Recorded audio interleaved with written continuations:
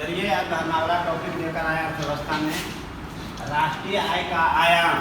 राष्ट्रीय आय का आयाम, राष्ट्रीय आय का आयाम मतलब विभिन्न पहलू जिसको बोलते हैं। क्या क्या पढ़े उधर तो पढ़े थे कि राष्ट्रीय आय का संबंधित समान जानकारी, राष्ट्रीय आय का गणना का इतिहास, राष्ट्रीय आय की गणना से संबंधित, आकलन से संबंधित संस्थाएं भारत स्तर पे और अंतर्राष्ट्रीय स्तर पे।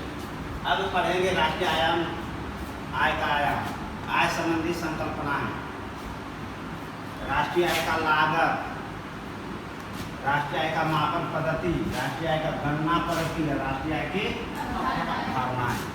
इतना अगर पढ़ोगे तभी समझ में आएगा राष्ट्रीय आय, नहीं तो वरना नहीं समझ में आएगा। सबसे पहले हम लोग कहाँ पढ़ेंगे?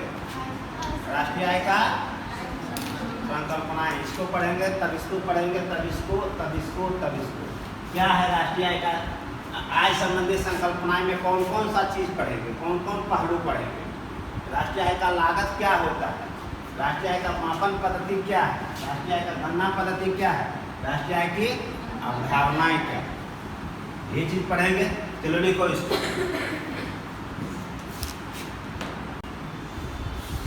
आय संबंधी संकल्पनाएं कही है। सबसे पहले हम लोग व्यक्तिगत आय, वो घर में कहते रहती हो, बोलती रहती है, लेकिन ये पता नहीं कि व्यक्तिगत आय किसको कहते हैं। व्यक्तिगत आय का मतलब होता है, अभिप्राय मतलब परिभाषा, व्यक्तियों, कोई व्यक्ति या परिवार सभी स्रोतों से कृषि काम किया, मजदूरी किया, कोई दुकान चला रहा है, कुछ भी, उसके पास ट्रैक्टर है, गाड़ी है, सभी स्रोतों से जो प्राप्त आय उसको क्या कहते हैं? व्यक्तिगत आय। सभी स्रोतों से, किसी व्यक्ति या परिवारों के सभी स्रोतों से प्राप्त कैसा आय? चालू आय होता है व्यक्तिगत आय। चालू आय मतलब आज हो सकता है 100 रुपया आया, कल नहीं भी आ सकता है, परसों 200 रुपया आ गया, क्लियर हुआ? चालू आय। व्यक्तिगत आय कैसा आय है? चालू आय है, चालू, सभी स्रोतों से प्राप्त चालू आय का क्या घटाव की जोड़ होता है, जोड़ होता है, घटाव नहीं, जोड़। व्यक्तिगत आय कहलाता है। व्यक्तिगत आय जो है यानी चालू आय कहलाता है। और चालू आय हमेशा क्या होता है? हस्तांतरित होता है। हस्तांतरित मतलब क्या? आज मान लीजिए 100 रुपया आया तुमको, व्यक्तिगत आय चालू आय है। 100 रुपया आया तो 100 रुपया में मान लीजिए कि शाम को आलू प्याज नमक लेकर आया, तो तुमको जो पैसा आया वो कहाँ चल गया? वो दुकान के पास। तो हमेशा व्यक्तिगत आय यानी जो चालू आय है हमेशा हस्तांतरीय होता है। अब तुम उसको दे दिया, किसको? दुकान वाला को। दुकान वाला को नमक प्याज खरीद दिया होगा ना, अब दुकान वाला का भी वो चालू आय है। अब वो दुकानदार जहाँ से खरीदा होगा, वो तो भी कहीं से खरीदा होगा, आलू प्याज लाया होगा बोरा का बोरा बेचने के लिए, वो अब किसी को दे रहा है, वो किसी को दे रहा है। यानी कहने का मतलब है कि व्यक्तिगत आय चालू आय होता है और चालू आय हमेशा हस्तांतरित होता है। क्लियर हुआ कॉन्सेप्ट? कैसे हस्तांतरित? क्लियर है?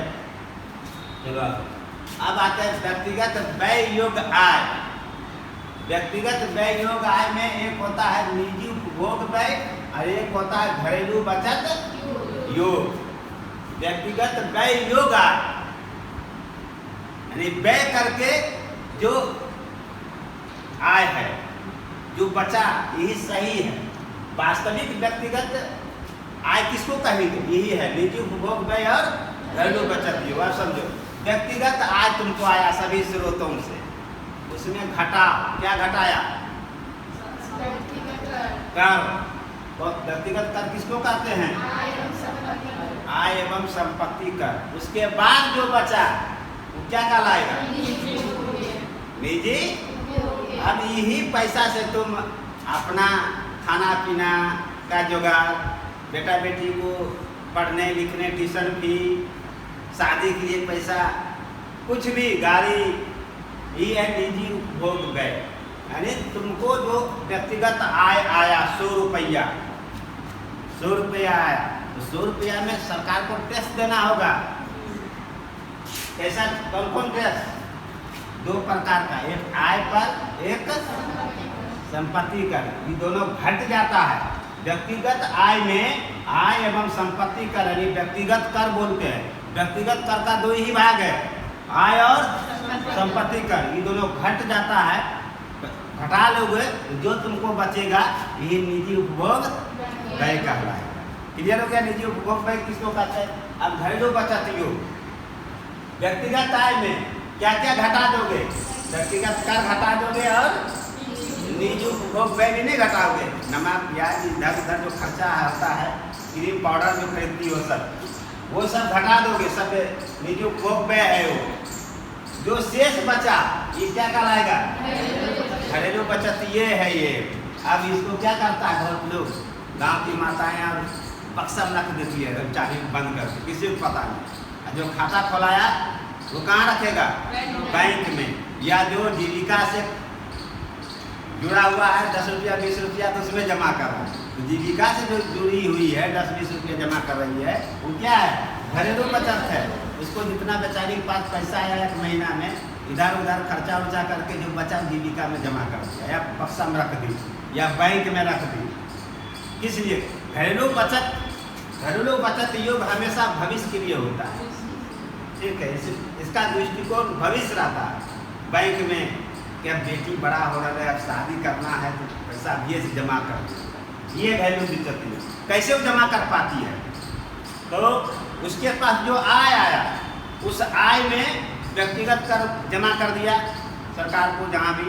उसके बाद निजी उपभोग व्यय में जितना कपड़ा लत्ता जो भी है सामान सब खरीद के देख लिया कि अब ये महीना में, और बाद जो बचा घरेलू बचत कहलाएगा। नहीं बचा तो क्या बोलता है गाँव में? ये बार नहीं बच रहे पैसा, सब खर्चा, सब बोलता है गाँव में। समझ जाना कि नहीं बचा तो समझना कि उसके पास घरेलू बचत योग नहीं। क्लियर हो गया? अब आप प्रति व्यक्ति सकल घरेलू उत्पाद किसको कहते हैं? जनसंख्या के बटा मतलब अनुपात होता है। जनसंख्या के अनुपात में बाजार कीमत पर क्या? जीडीपी। जनसंख्या के अनुपात में बाजार कीमत पर जीडीपी क्या कहलाएगा? प्रति व्यक्ति सकल घरेलू उत्पाद। प्रति व्यक्ति सकल घरेलू उत्पाद, सकल घरेलू उत्पाद नहीं, प्रति व्यक्ति सकल घरेलू उत्पाद किसको कहते हैं?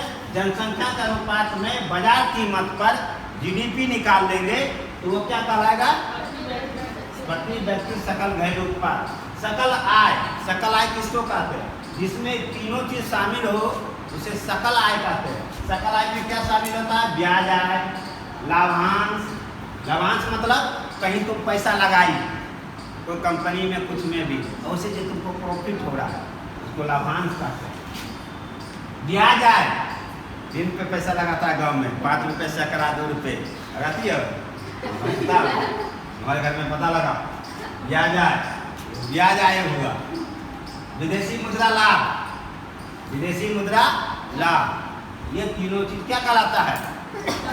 सकल आय कहलाता है। सकल आय में ये 3 चीज होता है। चौथा जो रहेगा वो छाड़ देना है ऑप्शन। चलो लिखो,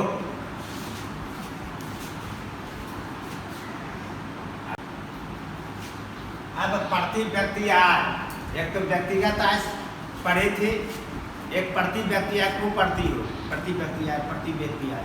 प्रति व्यक्ति आय ही वास्तविक आय है। क्लियर हो गया? तो प्रति व्यक्ति आय वास्तविक प्रति व्यक्ति आय, प्रति व्यक्ति आय या वास्तविक प्रति व्यक्ति आय एक ही है। इसको कहते हैं प्रति व्यक्ति आय। जनसंख्या के अनुपात में राष्ट्रीय आय, जनसंख्या के अनुपात में राष्ट्रीय आय। भारत की जनसंख्या कितना है और उसमें राष्ट्रीय आय कितना प्राप्त हुआ, उसी में क्या निकाला जाता है? प्रति व्यक्ति आय। ठीक है? प्रति व्यक्ति आय की क्या विशेषताएं हैं या आर्थिक वृद्धि का क्या है? किसी देश का आर्थिक वृद्धि हो रहा है, कैसे पता लगाओगे उस देश का अच्छा आर्थिक वृद्धि हो रहा है? प्रति व्यक्ति, जिस देश के लोगों का प्रति व्यक्ति, तुम्हारा प्रति व्यक्ति हो गया। प्रति व्यक्ति आय अच्छा है तो माना जाएगा कि वह देश का आर्थिक वृद्धि दर अच्छा है। प्रति व्यक्ति आय का वृद्धि हमेशा सुस्थिर रहना चाहिए, सुस्थिर होना चाहिए, मतलब धीरे धीरे। अगर आज किसी व्यक्ति का प्रति व्यक्ति आय भारत में इस साल 10,000 रुपया रहे और अगला साल उसका 2,000 रहे तो अच्छा नहीं माना जाएगा देश का अध्यक्ष। तो उछाल है एक तरह से, क्लियर है ना। तो प्रति व्यक्ति आय किसी देश का अर्थव्यवस्था का आर्थिक वृद्धि का परिचायक है, मानदंड है, या किसी देश के जीवन स्तर को प्रतिबिंबित करता है। अगर किसी देश के सभी लोगों का प्रति व्यक्ति आय अच्छा है तो माना जाएगा कि वह देश अच्छा है, अमीर है, उस देशों के लोगों को खाने पीने की अच्छी व्यवस्था है। और अगर प्रति व्यक्ति आय निम्न है तब वह देश का जीवन स्तर अच्छा नहीं है। अगर तुम्हारा घर में प्रति व्यक्ति आय अच्छा है तो तुम्हारा परिवार बहुत खुशहाल रहेगा। अच्छा एकदम घर एसी तेसी सब लगाओगे, 2-3 जगह घर रहेगा, 4 गो 4 व्हीलर रहता है ना, ऐसा इस पर निर्भर करता है प्रति व्यक्ति आय। ठीक उसी तरह देश का या किसी देश का आर्थिक वृद्धि का क्या है, सर्वाधिक उपयुक्त, किसी देश का आर्थिक वृद्धि का सर्वाधिक उपयुक्त माप है ए प्रति व्यक्ति आय, बी व्यक्तिगत आय, सी सकल आय, डी सकल घरेलू उत्पाद प्रति व्यक्ति आय। ठीक है, क्लियर है। भारत में प्रति व्यक्ति आय धीमा रहने का क्या कारण है? धीमा रहना मतलब अच्छा नहीं है, प्रति व्यक्ति आय बहुत धीमा है यहाँ पे। तो पहला कारण उच्च पूंजी उत्पाद अनुपात, यानी हम पूंजी किसी क्षेत्र में अधिक लगाते हैं और उसका आमदनी कम होता है, पहला कारण। दूसरा जनसंख्या वृद्धि दर का ऊंची दर, यहाँ जनसंख्या वृद्धि दर किसी को एकदम 6-7-8 गो बेटा बेटी है तो प्रति व्यक्ति आय नहीं रहेगा, बेचारा क्या करेगा। अगला मूल्यों में भारी बढ़त। अब जो भारत में क्या है, किसी वस्तु का मूल्य अधिक हो गया। पहले क्या था, डीजल या जो घर में सरसों तेल कुछ दिन पहले 4-5 साल पहले 60 रुपया में 1 kg, आज दुगना। तो प्रति व्यक्ति आय कहाँ से हो जाएगा? वस्तुओं के मूल्यों में क्या हो गया है, भारी बढ़त, यानी महंगाई। इसको क्या कर सकते हैं इस तरह से, दूसरा कौन है, महंगाई। ठीक है। वित्तीय घाटा का ऊंचा दर, भारत में वित्तीय घाटा का ऊंचा दर है। अगर किसी चीज में सरकार कोई कंपनी खोला, लगा दिया 1,000 करोड़ रुपया कंपनी खोलने में, कि आएगा 2,000, लेकिन 1,000 नहीं है, जितना पूंजी लगाया उतना भी प्राप्त नहीं हो पाता। इसको क्या बोलते हैं, वित्तीय घाटा का ऊंचा दर। क्लियर हो गया। वित्तीय घाटा का ऊंचा दर मतलब वित्तीय घाटा अधिक। एक ही बात हुआ। विदेशी विनिमय की अनुपलब्धता, भारत का विदेशी विनिमय उतना अच्छा नहीं है, कुछ देशों के साथ है विदेशी विनिमय। विदेशी विनिमय मतलब हम निर्यात से अधिक क्या कर रहे हैं, आयात कर रहे हैं। स्वाभाविक है प्रति व्यक्ति आय कम होगा, नहीं होगा।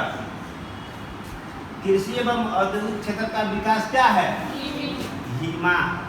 ये भारत में प्रति व्यक्ति आय धीमा रहने का कारण है। पूंजी निर्माण किसको कहते हैं, पूंजी निर्माण। तुम लोग बोलता है पूंजिया गाँव में पूंजी नहीं है कहीं, इसीलिए दुकान थोड़ा नए सामान लावे पाते। वो दुकान खोल लेता है, बड़ा दुकान रहेगा, वहाँ जाओगे तो क्या करेगा, कुरकुरे और चिप्स से भरल रहेगा।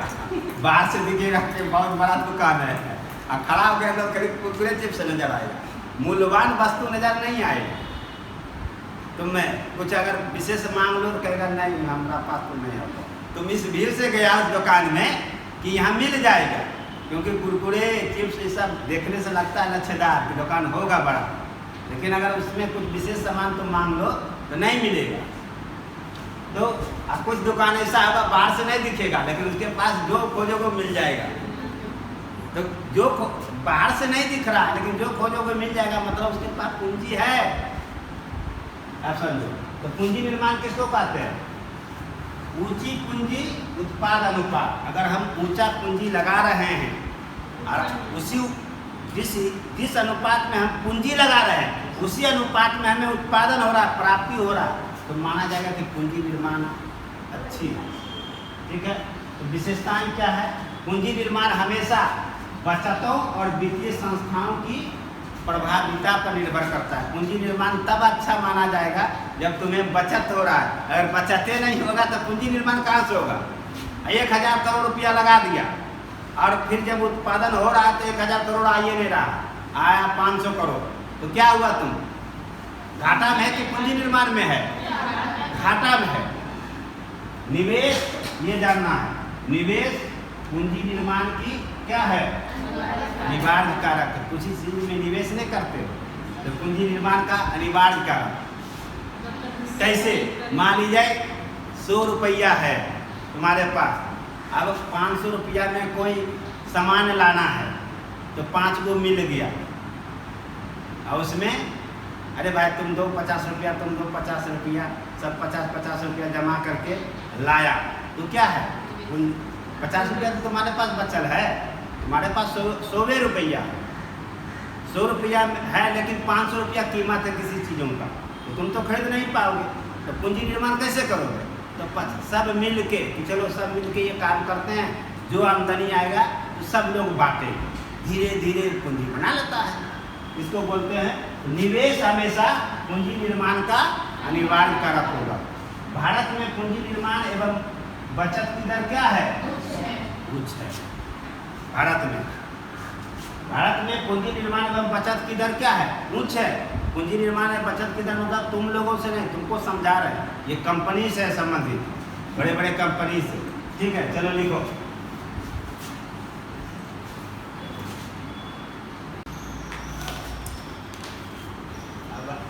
आगे देखते हैं भारत में घरेलू बचत में योगदान। भारत का जो घरेलू बचत है सरकार का, उसमें किसका किसका योगदान होता है? सबसे अधिक से और सबसे कम। अगर हम क्षेत्रवार देखें और मध्यवार देखें तो क्षेत्रवार में अवरोही क्रम में सबसे अधिक योगदान किसका होता है? घरेलू क्षेत्र का। उसके बाद निजी निगम को कहते हैं निजी कंपनी। अगर निजी निगम कहीं लिखा हुआ तो समझ जाना नगर निगम नहीं, निगम का यहाँ हुआ अर्थव्यवस्था में कंपनी से।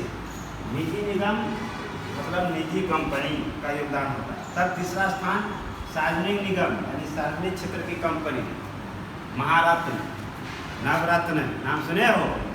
हाँ, उसी को बोलते हैं सार्वजनिक क्षेत्र की कंपनी। भेल, सेल, गेल, NTPC, ONGC नाम सुने हो? वही है सार्वजनिक निगम, सार्वजनिक क्षेत्र की कंपनी, भारत सरकार की कंपनी। लोक उपक्रम, लोक उपक्रम किसको कहते हैं? जितना बैंक है उसको लोक उपक्रम कहते हैं, लोक वित्त संस्था कहते हैं। क्लियर है ना? जितना बैंक है, RBI छोड़ के, SBI, पंजाब नेशनल बैंक, जितना भी तुम नाम सुने, ठीक है, IDB, CDB, नबार्ड, ये सबको लोक उपक्रम कहा जाता है।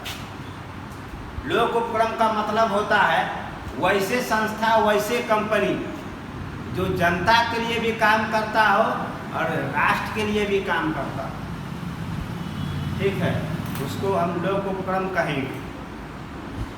सरकारी क्षेत्र, सरकार का जो कुछ क्षेत्र। मध्यवार सबसे अधिक भौतिक परिसंपत्तियां। भौतिक परिसंपत्तियां मतलब, भौतिक परिसंपत्तियां मतलब अरे रेलवे, भौतिक परिसंपत्ति, हवाई अड्डा, बंदरगाह, ये सब क्या है? भौतिक परिसंपत्ति है भारत का। नेशनल हाईवे, स्टेट हाईवे, जो रोड है सब दिख रहा है। ब्लॉक जो है क्या है? भौतिक परिसंपत्ति है। परिसंपत्ति का मतलब संपत्ति, फिजिकली संपत्ति जो दिखता है। तुम्हारा घर में भौतिक परिसंपत्ति क्या है? तुम्हारा घर है, तुम्हारा गाड़ी है, भौतिक परिसंपत्ति हो गया। बर्तन बासन सब भौतिक परिसंपत्ति में आता है। अब वित्तीय परिसंपत्ति जो खतबा में पैसा है बैंक खाता में, वित्तीय परिसंपत्ति हुआ। संपत्ति और क्या होता है? चल, अचल। अचल मतलब होता है जो हस्तान, अचल में आ गया जमीन, घर, अचल में आ गया बर्तन बासन जो है ये सब चल संपत्ति है। क्लियर है? कुछ नहीं, पर रही है। वित्तीय बचाते हैं। दूसरा है कम वित्तीय देनदारी, स्वर्णाभूषण, रजत आभूषण, ये सब घरेलू बचत में योगदान है। सबसे अधिक है भौतिक परिसंपत्ति। ग्रामीण क्षेत्रों में निम्न आय का क्या कारण है? गांव में निम्न आय का क्या कारण है? किसानों की निरक्षरता, किसान लोग कम पढ़ाए लिखे हैं। जब कम पढ़ा लिखा रहेगा तो किसानों को वैज्ञानिक कृषि ज्ञान का अभाव, मोटा मोटी खेती करता है, उसको कुछ नहीं पता कि जैविक खाद प्रयोग करना है, कब लगाना है, कब छिड़काव करना है। अगर उसमें रोग लग गया तो बेचारा को निरक्षर है, तो किसानों को कम लगेंगे, को वैज्ञानिक कृषि ज्ञान का अभाव है। प्राथमिक उत्पाद का मूल्य का कम होना।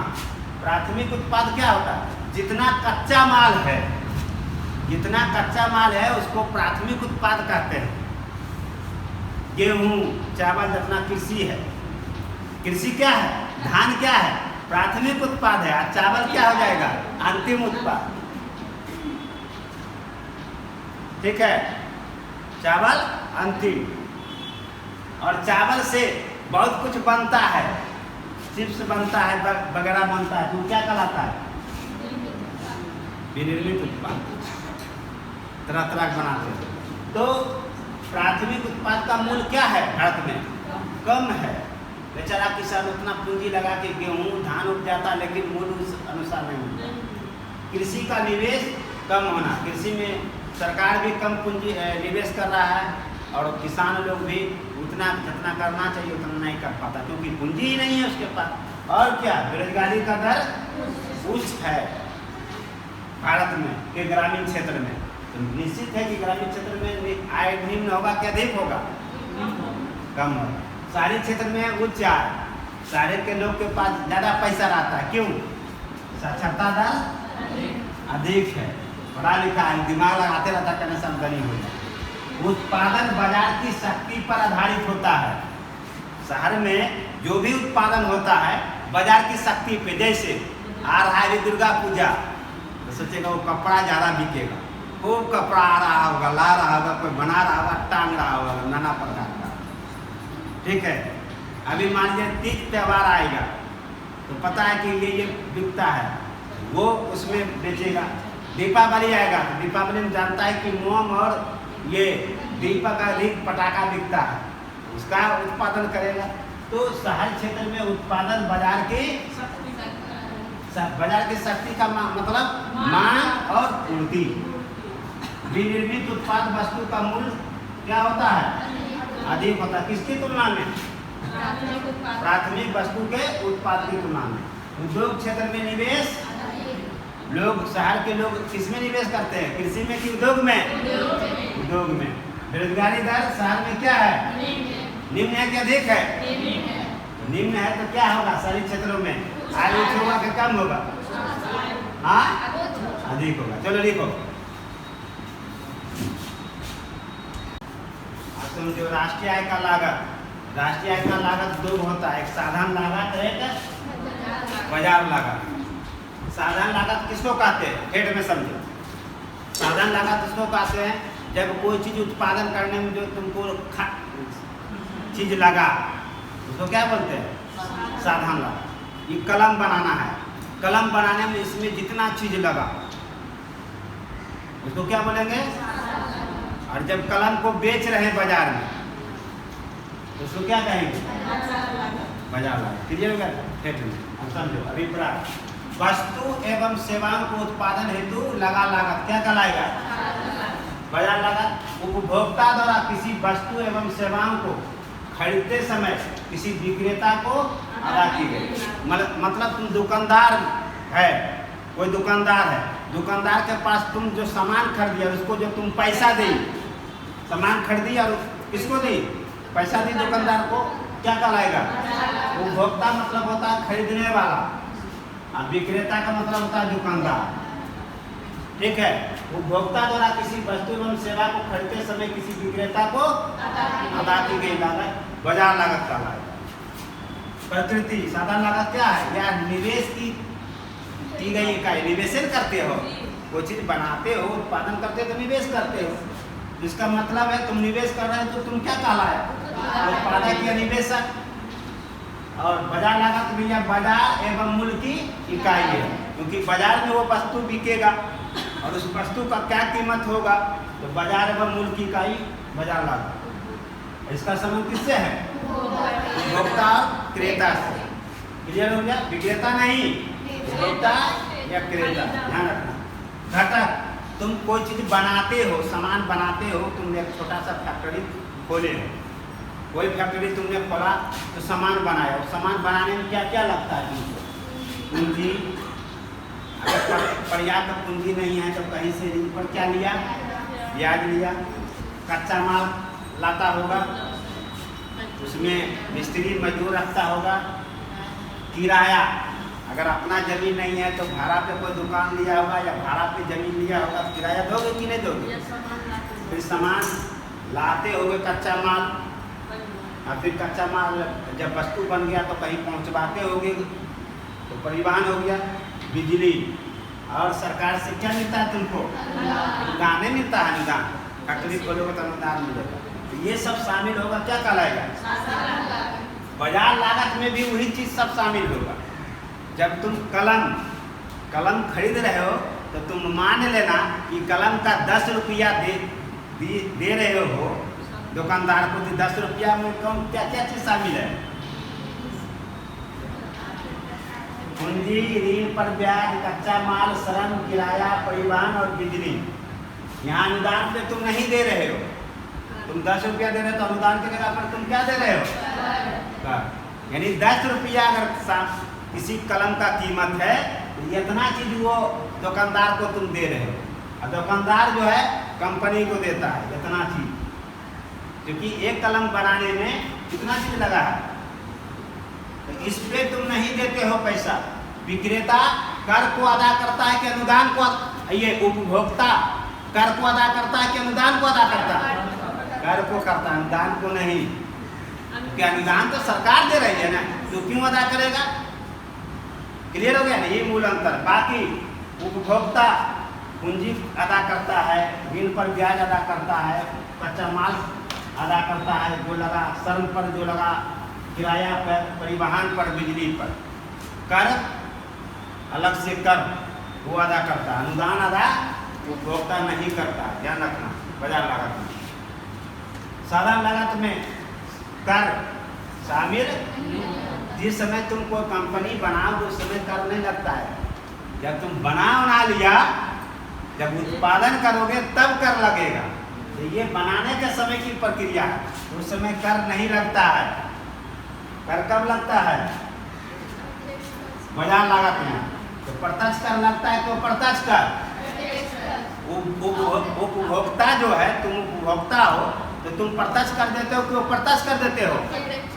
वो प्रत्यक्ष कर देते हो, क्योंकि शैम्पू में लिखा रहता है ऑल टैक्स। तो तुम किसको दे रहे हो? दुकानदार को। वो प्रत्यक्ष कर का मतलब होता है कि तुम सरकार को डायरेक्ट नहीं दे रहे हो, सरकार को पहुंचेगा किसी के माध्यम से। तो तुम दुकानदार को दिया, दुकानदार कंपनी को, और कंपनी सरकार को। तो बाजार लागत में प्रत्यक्ष कर शामिल। कौन सा कर शामिल होता है? वो प्रत्यक्ष कर। वो प्रत्यक्ष कर में कौन कौन कर होता है? वो भी सेल बेड का मतलब होता है केंद्रीय मूल्य वर्धित कर, केंद्रीय उत्पाद शुल्क जिसको आबकारी कर कहते हैं, और केंद्रीय जो तुम शैम्पू जो खरीदती हो, लिखा रहता है ऑल टैक्स इतना रुपया। तो ऑल टैक्स मतलब ये तीनों तुम अदा करती हो। उपभोक्ता जो है किसी वस्तु पर जो अदा करता है वो प्रत्यक्ष कर, उसमें कौन कौन शामिल होता है? छुपा रहता है केंद्रीय मूल्य वर्धित कर, केंद्रीय उत्पाद शुल्क, केंद्रीय बिक्री कर। ये तुम देती, भले उसमें नहीं लिखा रहता है लेकिन देती हो। कल लेते हैं, नाम समझा देंगे, दिखा के। सरकारी अनुदान साधारण लागत में शामिल होता है, बाजार लागत में शामिल नहीं होता। क्लियर हुआ? अगर ये समझ गया तो यहाँ से किसी प्रकार का घुमा के पूछेगा, बना लोगे, प्रीवियस ईयर देखो बन जाएगा। चलो लिखो।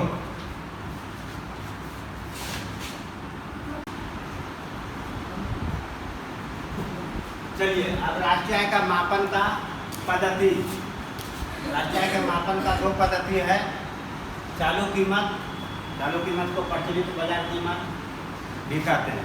ठीक है, स्थिर मूल्य हो गया। अब समझो आधार वर्ष चालू कीमत का क्या होता है? चालू वर्ष, जिस वर्ष का निकालोगे उस वर्ष को मानना चाहोगे। लेकिन स्थिर मूल्य पर जब भी राष्ट्रीय आय निकालोगे उसका आधार वर्ष क्या होगा? अभी 11 है।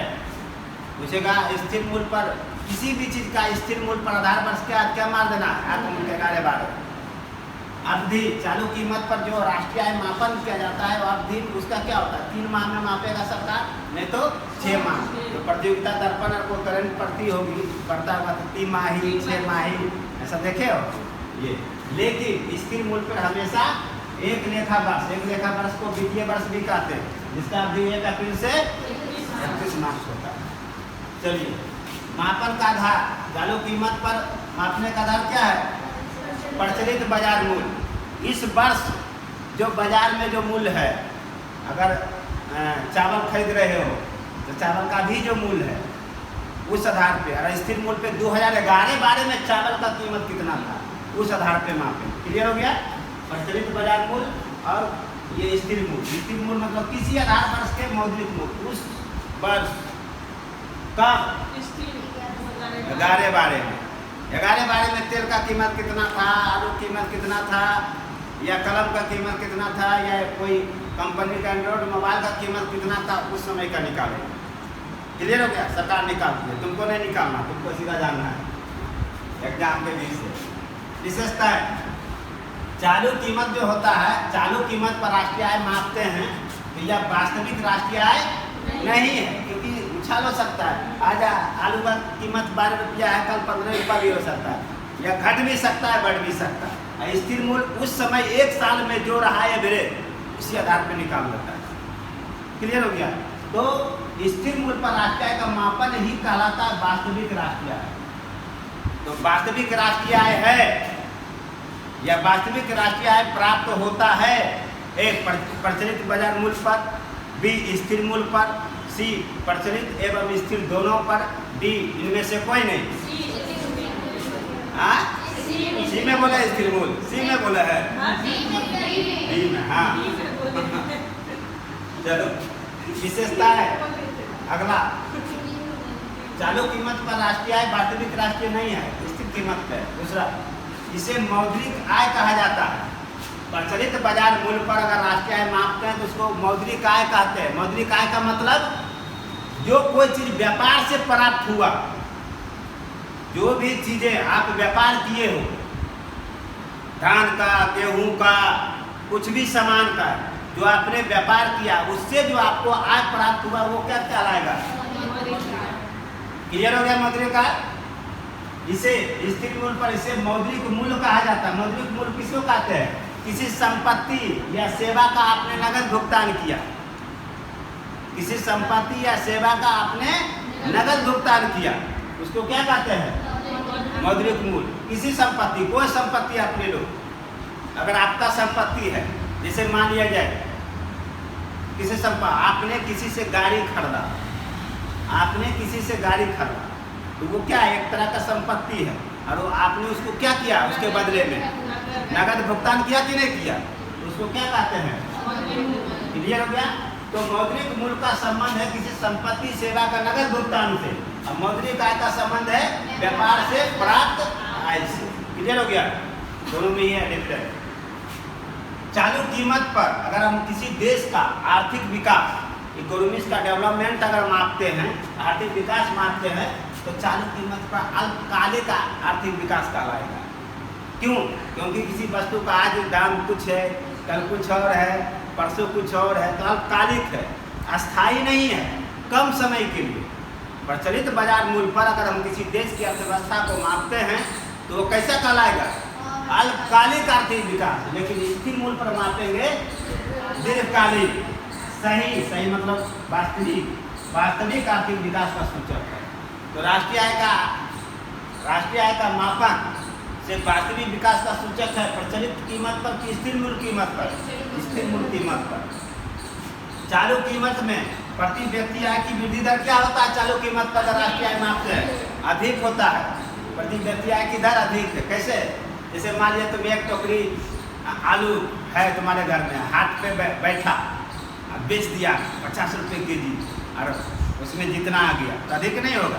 चालू कीमत पे हमेशा प्रति व्यक्ति आय अधिक होता है, लेकिन स्थिर मूल्य पे कम हो, क्योंकि उस समय 2011-12 में जो आलू का दाम था उस रेशियो से निकाला जाता है। क्लियर हो गया? प्रति व्यक्ति आय में मुद्रास्फीति का दर प्रति व्यक्ति आय में यानी चालू कीमत पर, ये जो हम लिखे हैं इसको यहाँ से यहाँ जोड़ के यहाँ पढ़ना है। चालू कीमत पर प्रति व्यक्ति आय में मुद्रास्फीति का वृद्धि दर शामिल होता है या नहीं होता? और इसमें नहीं होता। मुद्रास्फीति मतलब महंगाई। क्लियर है क्या? चलो देखो इसको।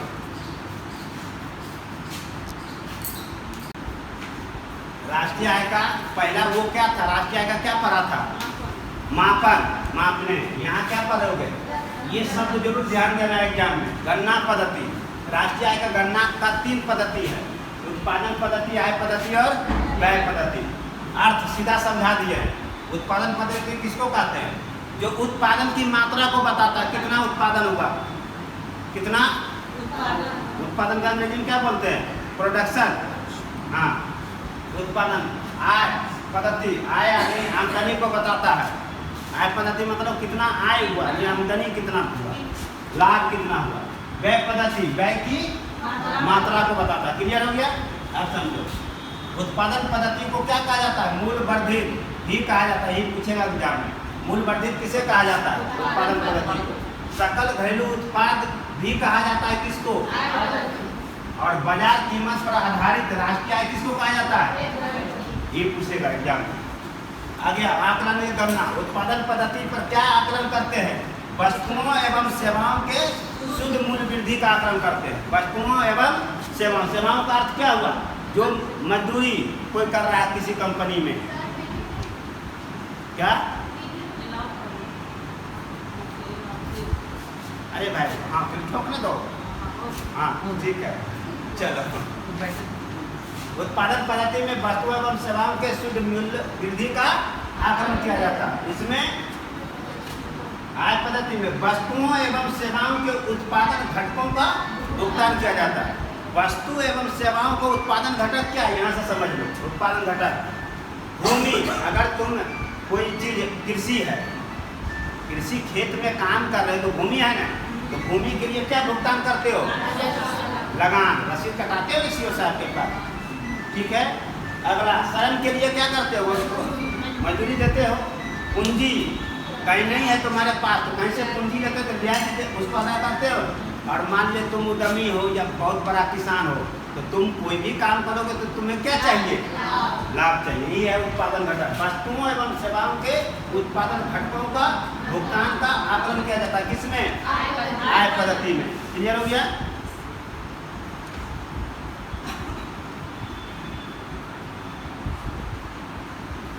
व्यय पद्धति में जीडीपी का उत्पादित अंतिम वस्तुओं पर कुल व्यय का आकलन किया जाता है।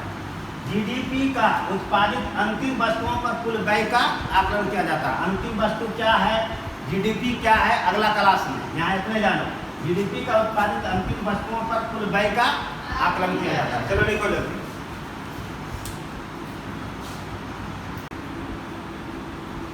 चलो आगे हम लोग देखते हैं आय पद्धति, गणना पद्धति में, राष्ट्रीय आय की गणना पद्धति में उत्पादन पद्धति में क्या क्या शामिल होता है? कौन कौन सा उत्पादन का भाग है? कृषि, वानिकी, पशुपालन, खनन उद्योग, निर्माण उद्योग, विनिर्माण उद्योग, ये भी उत्पादन का भाग है। उत्पादन जो होता है ये होता है। वानिकी नहीं जानते हो? बागवानी नाम सुने हो? गांव में लोग कृषि वानिकी करता है, सब्जी लगाता है, फूल की खेती करता है, फूल की खेती, सब्जी की खेती, फल का खेती, ये सब लोग शब्द में क्या बोलते हैं? वानिकी। आय पद्धति, आय पद्धति परिवहन, प्रशासन, व्यापार, सेवानिवृत्त पेंशन, ये सब क्या है? आय पद्धति। यही से आता है ना आय। परिवहन, तुम गाड़ी निकाल दिया अब भाड़ा ले रहा 16 था, ये हुआ ना, या किसी सामान, प्रशासन भी आय पद्धति है। जितना प्रशासन ब्लॉक से लेकर जितना भी है। व्यापार क्या है? वस्तु को भेजा वहाँ से आय। सेवानिवृत्त पेंशन यह आय पद्धति है। जब नौकरी कर रहा तो उस समय तुम्हारा वेतन से कटते रहेगा पैसा, जब रिटायर कर जाओगे तो पैसा आ रहा। क्लियर हो गया? व्यय पद्धति केवल अंतिम व्यय शामिल होगा, केवल अंतिम व्यय शामिल होगा। अंतिम में व्यय जो तुम करते हो वही शामिल होता है व्यय पद्धति। कुल आय से उपभोग के रूप में व्यय, कितना आया और कितना उपभोग किया, खर्चा किया। कुल बचत के रूप में व्यय, बचत और उपभोग व्यय कल हम बता दिए हैं, पहले बताए ना। तीर खींच के ऐसे उपभोग व्यय किसको कहते हैं और बचत व्यय किसको कहते हैं? व्यक्तिगत योग आय में देखो क्या लिखाया है, हाँ बता दिए। निजी अंतिम उपभोग, सकल घरेलू पूंजी किसको कहते हैं? निर्माण या विनियोग व्यय उसको बोलते हैं सकल घरेलू पूंजी। मतलब जो चीज को निर्माण कर रहे हो, उद्योग स्थापित करो, प्लांट स्थापित करो, उसमें जो तुम व्यय कर रहे हो उसको क्या बोलते हैं? सकल घरेलू पूंजी व्यय, सकल घरेलू पूंजी व्यय। निवल विदेशी निवेश, आयात कितना किया, निर्यात कितना किए, उसमें जो व्यय वो क्या कहलाएगा? निवल विदेशी निवेश। बाजार कीमत पर सकल घरेलू उत्पाद बता ही दिए हैं। और सरकारी अंतिम उपभोग। उत्तर प्रदेश हाल के दिनों में 1-2 महीना पहले जो एग्जाम हुआ है उसमें ये पूछा, निवल विदेशी निवेश किसका भाग है? उत्पादन आय या व्यय? पूछेगा बाजार कीमत पर सकल घरेलू उत्पाद किसका भाग है? ये सब व्यय पद्धति का भाग है। तो बिंदु ध्यान रखना। चलो लिखो,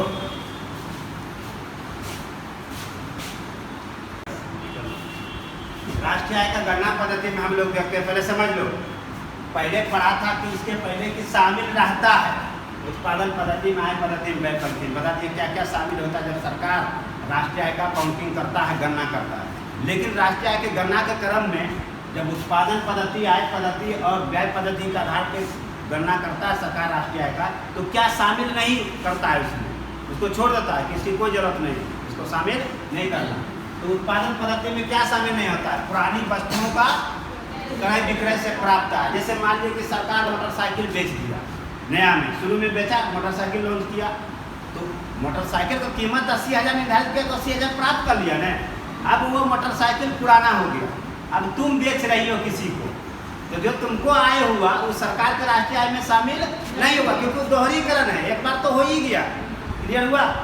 आगे माध्यमिक वस्तुओं का क्रय विक्रय। माध्यमिक वस्तु किसको कहते हैं?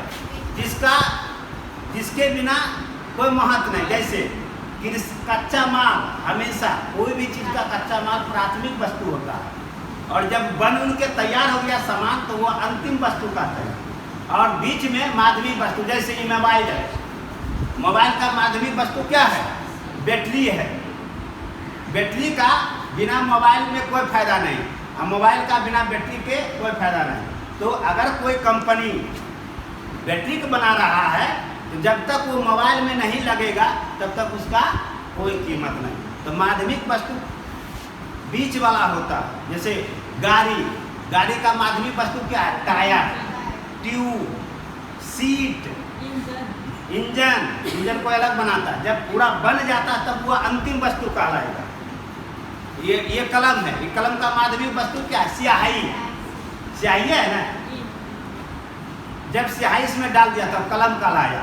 या लीड, अगर लीड नहीं रखे तो इसका कोई मतलब हुआ? तो माध्यमिक वस्तु मध्य वाला, नहीं जिसके बिना उसका कोई महत्व नहीं, किसी के बिना। तो माध्यमिक वस्तु का क्रय विक्रय राष्ट्रीय आय के उत्पादन पद्धति में शामिल नहीं होता। एक परिवार गृहस्थ द्वारा अवकाश के दौरान, हम जैसे आप समझो हम ही हैं, हमारा उदाहरण ले लो, हम वीडियो हैं, ठीक है, और हमारा ड्यूटी 10 बजे से 5 बजे है सरकार के अनुसार, ठीक है, तो हम सरकार को तो सेवा दे रहे हैं ना। और हम 5 बजे के बाद घर के बगल में कोई खेती करें, फूल का खेती, सब्जी का खेती, और उससे जो आय प्राप्त होगा वो मेरा राष्ट्रीय आय में शामिल नहीं होगा, क्योंकि ऑलरेडी हम 10 बजे से 5 बजे सरकार के उत्पादन पद्धति में, आय पद्धति में योगदान दे रहे हैं। क्लियर हुआ? तो एक परिवार या गृहस्थ द्वारा अवकाश के दौरान अपने बगीचे में उत्पादित फल, फूलों एवं सब्जियों का अब मान लीजिए कि तो तुम कोई कंपनी में काम कर रही हो और शाम को तुम आई काम करके तुम फूल लगा रही हो, उससे जो फायदा हुआ सब दिन तो वो शामिल नहीं हुआ, क्योंकि ऑलरेडी तुम कंपनी में सेवा दे ही रही हो। अगला सो उपभोग सेवाओं का मूल वृद्धि। अगर मान लीजिए तुम प्रतिदिन कोई सामान खरीद रही हो और उसमें व्यय कर रही हो, जैसे मान लीजिए कोई आलू लाई, सब्जी लाई, दाल लाया, राशन लाया, उसमें जो तुम व्यय कर रहे हो वो शामिल नहीं होगा, उसको बोलते हैं स्वयं उपभोग सेवाओं का मूल। अब आय पद्धति में क्या शामिल नहीं होगा? हस्तांतरित आय, वृद्धा पेंशन। आय में होता है कि कौन शामिल नहीं होता? बिना काम किए अगर तुमको मिल रहा है तो तुम उसको आय नहीं कहोगे। जैसे बेचारा वृद्धा पेंशन जिसको मिलता है, बूढ़ा को 60 वर्ष हो जाता है, वो कोई सरकार का काम करता है क्या? नहीं, फिर भी देते नहीं सरकार उसको। तो वृद्धा पेंशन, बेरोजगारी भत्ता, तुम काम नहीं करते इसलिए तुमको मिल रहा है। छात्रवृत्ति, कोई विद्यार्थी काम करता है क्या? नहीं ना। तो ये सब तीनों को हस्तांतरित आय कहते हैं, ये आय पद्धति में शामिल नहीं होगा। गैर कानूनी कार्यों से प्राप्त आय, चोरी किया, किसी घर से ले लाया 2 लाख रुपया चोरा के, तो तुम ये थोड़े कहो कि हमको आय हो गया, तो किसी का पैसा ले लिया ना, उसका पैसा वो आय में शामिल है और तुम चोरा के ले लाया तो तुम्हारा शामिल नहीं होगा। जुआ, अरे जुआ किसी बेचारा को उसका पैसा तुम जीत गया, वो तो ऑलरेडी शामिल है उसका पैसा। तो जुआ से प्राप्त आय मत समझना, आय पद्धति में शामिल होगा। सट्टेबाजी, अरे बाजी लगाओ, तो उसमें जो तुम पैसा लाती हो वो शामिल नहीं होगा, ध्यान रखना। आकस्मिक प्राप्त आय, लॉटरी में अगर तुम पैसा जीता है वो भी तुम्हारा राष्ट्रीय आय के उत्पादन पद्धति में शामिल नहीं होगा। पूंजीगत लाभ, कोई चीज में पूंजी लगाया, मानी 50 रुपया लगाया और 50 रुपया पाया, तो वो शामिल नहीं होगा। 50 रुपया लगाया और 51 रुपया पाया तो 1 रुपया शामिल होगा। 50 रुपया लगाया और 50 रुपया पाया, क्या कहलाएगा? और जब 1 रुपया अधिक 50 रुपया लगाया और 51 रुपया आया तो कितना शामिल होगा? 1 रुपया। बता ही दिया पहले। वो संगठित क्षेत्र का उत्पादन एवं आय, वो संगठित क्षेत्र किसको कहते हैं? वैसा काम, वैसा क्षेत्र, वैसा उद्योग जो सरकार में पंजीकृत नहीं हो, उसे वो संगठित क्षेत्र कहते हैं। जैसे रैका बाजार में गुपचुप का दुकान, गोलगप्पा का दुकान, भुंजा का दुकान या कोई और दुकान होगा, जनरल स्टोर, रजिस्ट्रेशन नहीं कराया होगा, बेच रहा है, ये सब है वो संगठित क्षेत्र। वो संगठित क्षेत्र कृषि भी संगठित क्षेत्र में। वो संगठित का मतलब होता है सरकारी नहीं, और संगठित का मतलब होता है सरकारी। ठेठ में समझ गया? तो वो भी शामिल नहीं होता। अब कितना लोग गुपचुप में आमदनी हो रहा है सरकार को थोड़े पता है, नहीं ना, वो कैसे शामिल होगा? आगे व्यय पद्धति में पुरानी वस्तुओं पर किया जाने वाला व्यय, उसमें नहीं शामिल होता। अगर कोई कंपनी है और वो कंपनी बंद पड़ गया और सरकार उसको चालू करना चाहता है, उसको अगर उसमें व्यय कर रहा है तो सरकार के व्यय पद्धति में राष्ट्रीय के गणना क्रम में शामिल नहीं होगा।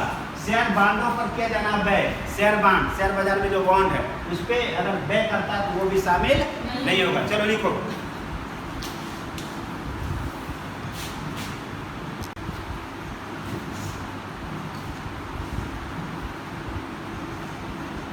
राष्ट्रीय आय का गणना पद्धति। ठीक है, गणना पद्धति का सीमाएं क्या, समस्याएं क्या, सरकार को राष्ट्रीय आय का गणना के क्रम में क्या समस्याएं उत्पन्न होता है, या राष्ट्रीय आय के गणना के क्रम में सरकार का कौन सा ऐसा बड़ा भाग है जो बहुत आमदनी का क्षेत्र लेकिन वो शामिल नहीं हो पाता, वो कौन है? वो संगठित क्षेत्र का उत्पाद शामिल। गुपचुप वाला कम आमदनी थोड़े करता है लेकिन उसका शामिल नहीं होता है। क्या गुपचुप हो गया, पानी पूरी तो जगह जगह पर देखते हैं, तुम लोग का ज़्यादा झूठ रहा था उसमें। तो राष्ट्रीय आय के गणना की पद्धति में सीमाएं, यानी गणना की सीमाएं समस्याएं, और संगठित क्षेत्र का उत्पाद शामिल नहीं होता है। उत्पादन पद्धति में भी नहीं होता है। आय पद्धति का मतलब हुआ ये बड़ा यहाँ भी और यहाँ भी। क्लियर हुआ? ये व्यय पद्धति में। तो ये था आपका राष्ट्रीय आय का गणना पद्धति। हमने राष्ट्रीय आय के विभिन्न आयाम में हमने आय संबंधी संकल्पनाएं, राष्ट्रीय आय का मापन पद्धति, राष्ट्रीय आय का लागत पद्धति और राष्ट्रीय आय का गणना पद्धति ऑल ओवर हमने बता दिया है। अगर आप इसको रिवीजन करोगे तो एग्जाम में यही से बनेगा, भविष्य में भी यही से क्वेश्चन आएगा। क्योंकि मूल कॉन्सेप्ट हमने आपको बताया जो पूछता है। इससे ज़्यादा पढ़ने का मतलब है कि आपको पढ़ने में मन नहीं लग रहा है या आप अपने आप को विद्वान बनना चाहते हैं। विद्वान बनना नहीं है, कमीशन निकाल देना है, पास कर देना है, ऑफिसर बन जाना है। तो अगले क्लास का इंतजार कीजिए। अगले क्लास में हम राष्ट्रीय आय की अवधारणा पढ़ाएंगे, विभिन्न प्रकार की जो अवधारणाएँ वो पढ़ाएंगे। तब तक के लिए बहुत बहुत धन्यवाद। Thank you.